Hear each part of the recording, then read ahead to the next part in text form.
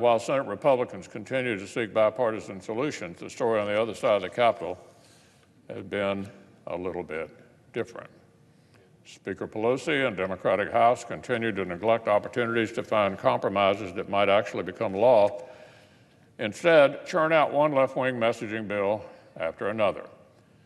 2 weeks ago, just days before Iran's coordinated attack on the world's largest oil processing facility in Saudi Arabia, House Democrats took it upon themselves to send us several pieces of legislation that would have reduced American energy independence.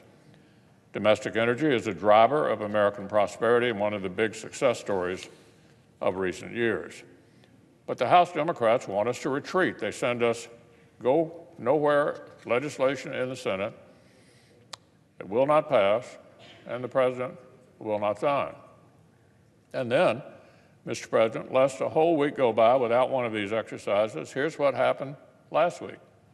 House Democrats began unveiling Speaker Pelosi's handmade plan to have Washington, D.C. bureaucrats start micromanaging America's prescription drugs.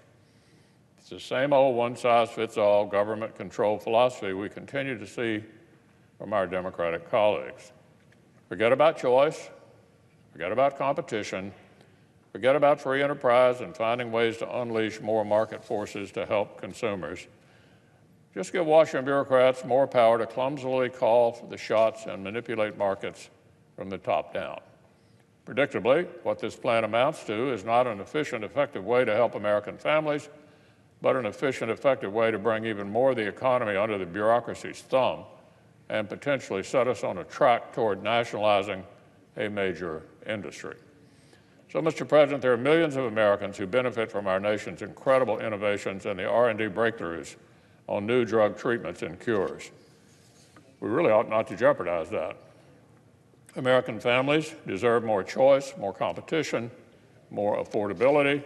The last thing we need is for the socialist delusions of the Green New Deal and Medicare for All to be copied and pasted into innovations and cures, putting them at risk.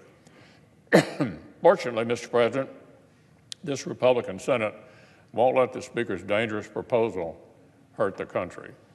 We'll stay focused on the American people's business, and we'll keep hoping our friends across the building put aside the political performances and join us to work on real solutions with a real chance of becoming real laws.